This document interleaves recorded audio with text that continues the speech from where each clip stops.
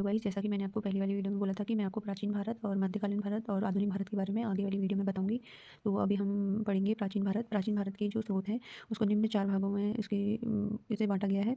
सबसे पहला आता है धर्म ग्रंथ, फिर आता है ऐतिहासिक ग्रंथ, फिर आता है विदेशों का विवरण व चौथा आता है पुरातत्व संबंधी साक्ष्य। सबसे पहला आता है, हम पढ़ेंगे धर्म ग्रंथ एवं ऐतिहासिक ग्रंथ से मिलने वाली महत्वपूर्ण जानकारियाँ।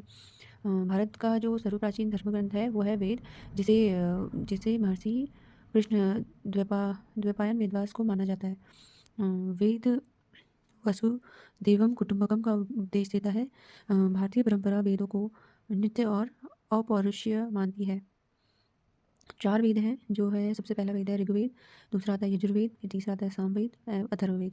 इन चारों वेदों को संहिता कहा गया है। सबसे पहला हम पढ़ेंगे ऋग्वेद के बारे में। ऋग्वेद जो है क्रमबद्ध ज्ञान के संग्रह को ऋग्वेद कहा जाता है। इसमें जो है 10 मंडल और 1028 सूक्त, यानी कि वाखिल्य पाठ के जो 11 सूत्रों सहित एवं जो त्रिचाएँ हैं इसमें है 10,462। इस वेद में जो त्रिचाओं को पढ़ते हैं उन ऋषि को कहते हैं होत। होत कहा गया है। और इस वेद को आर्य के राजनीतिक इतिहास एवं ईश्वर की इस वेद की जो आर्य की राजनीतिक प्रणाली, इतिहास एवं ईश्वर की महिमा के बारे में जानकारी मिलती है। विश्वामित्र द्वारा जो रचित ऋग्वेद है, जिसके तीसरे मंडल में सूर्य देवता यानी कि जो सावित्री को समर्पित जो ये है प्रसिद्ध गायत्री मंत्र किया गया है। इसके 9 मंडल में से सोमदेव 9वें मंडल में जो है सोम देवता का उल्लेख है।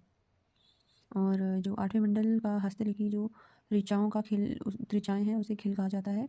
ऋग्वेद में जो सबसे बड़ा जो है वो है 7वां मंडल माना जाता है। इसमें नदी स्तुति सूक्त यानी कि नदी की प्रशंसा, पुरुष सूक्त यानी कि वैदिक समाजशास्त्र, नासदीय यानी कि ब्रह्मांड के जो सृजन से संबंधित विभिन्न अनुमान, और आता है सूर्य सूक्त यानी कि विवाह श्लोक आदि सम्मिलित है। इसमें जो आता है आपका चतुर्वर्णीय समाज की कल्पना का जो स्रोत है वो ऋग्वेद के 10वें मंडल में वर्णित है, यानी कि जो पुरुष सूक्त है, जिसके अनुसार 4 वर्ण ब्राह्मण, क्षत्रिय, वैश्य या शूद्र आदि पुरुष ब्रह्मा के क्रमशः मुख, भुजाओं, जंघाओं और चरणों से उत्पन्न हुए। ऋग्वेद के कई परिच्छेदों में प्रयुक्त अध्ययन जिसका वध अधन्य यानी कि जिसका वध नहीं किया जा सकता शब्द का जो संबंध है वो गाय से है। ऋग्वेद में ब्रह्मा का उल्लेख तो है किंतु आत्माओं का नहीं। फिर इसमें आता है वामना अवतार के 3 पगों के आख्वा आख्यान का प्राचीनतम स्रोत ऋग्वेद है। ऋग्वेद में इंद्र के 250 तथा अग्नि के 200 ऋचाओं की रचना की गई है। फिर अभी हमने सबसे पहला पढ़ा ऋग्वेद के बारे में। तो ऋग्वेद में हमने पढ़ा कि जो त्रिचाओं की जो क्रमबद्ध संख्या है, क्रमबद्ध ज्ञान के संग्रह को ऋग्वेद कहा जाता है। इसमें जो है 10 मंडल और 1028 सूक्त एवं 10,462 त्रिचाएँ हैं। जो इन त्रिचाओं को पढ़ते हैं उन्हें होत कहा जाता है। और इसमें जो है विश्वामित्र द्वारा रचित ऋग्वेद के तीसरे मंडल में सूर्य देवता सावित्री को समर्पित है ये गायत्री मंत्र। और इसमें जो है सबसे बड़ा जो मंडल है वो 10वां मंडल है।